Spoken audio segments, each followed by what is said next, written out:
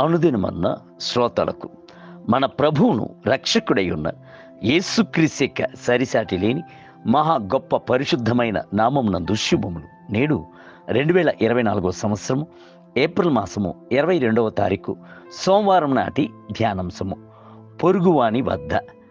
యాకోబు పత్రిక 2వ అధ్యాయము 8వ వచనమందు మెట్టుకు నీ వలె నీ పొరుగువానిని ప్రేమించవలెను. లోకమంతటా ప్రేమ చేతనే ఉనికిని కలిగి ఉన్నది.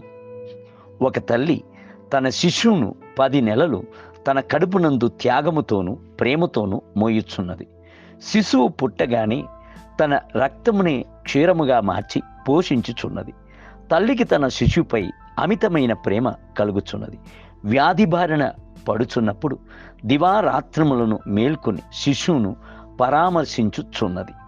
ఒక గొప్ప ఔన్నత్యముతో పెంచుచున్నది. దైవిక ప్రేమను ఒక తల్లి యొక్క ప్రేమ వలె క్రీస్తు భువికి తీసుకుని వచ్చెను. ఒకని తల్లి వానిని ఆదరించినట్లు నేను మిమ్మును ఆదరించెదను అని చెప్పాను. యెషయా గ్రంథము 66వ అధ్యాయము 13వ వచనం. స్త్రీ తన గర్భమున పుట్టిన బిడ్డను కరుణింపకుండా తన చంటి పిల్లను మరచున వారైనను మరుచుదురు గాని నేను నిన్ను మరువను అని చెప్పాను. యెషయా గ్రంథం 49వ అధ్యాయము 15వ వచనం. ప్రభు వద్ద నుండి ప్రేమను పొందుకొనుచున్న మనము దానిని బయలుపరచవలను కదా. కొత్త నిబంధన యందు ప్రేమ యొక్క ఆజ్ఞలు 2 కలదు. మొదటిది ప్రభువును ప్రేమించవలెను, రెండవది పొరుగువారిని ప్రేమించవలెను. బైబిల్ గ్రంథము సెలవిచ్చుచున్నది, ఎవడైనను నేను దేవుని ప్రేమించుచున్నానని చెప్పి తన సహోదరుని ద్వేషించిన ఎడల అతడు అబద్ధికుడగును. తాను చూచిన తన సహోదరుని ప్రేమింపనివాడు తాను చూడని దేవుని ఎట్లు ప్రేమింపగలడు.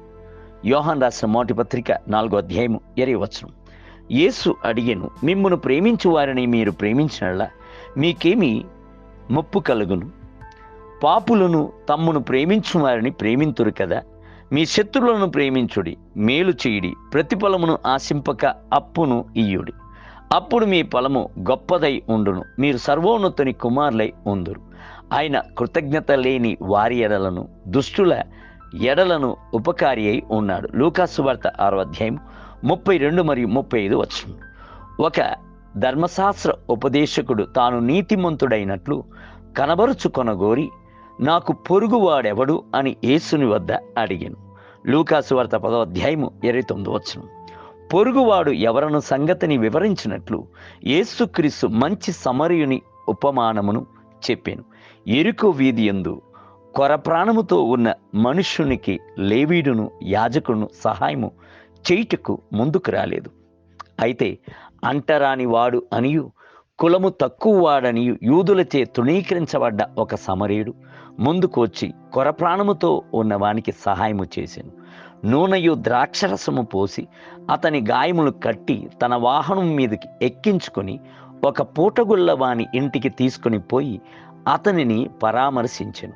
లూకా సువార్త 10వ అధ్యాయం 34వ వచనం. ప్రేమ కనికరమును తీసుకుని వచ్చుచున్నది. కనికరము ఇతరులకు సహాయము చేయునట్లు అంతరంగమును తరుచుచున్నది, త్యాగమును చేయుచున్నది. నేడు అనేకులు తమ వలె సమాన అంతస్తు గల వారి వద్దను విద్యావంతుల వద్దను మాత్రమే ప్రేమను చూపించుచున్నారు.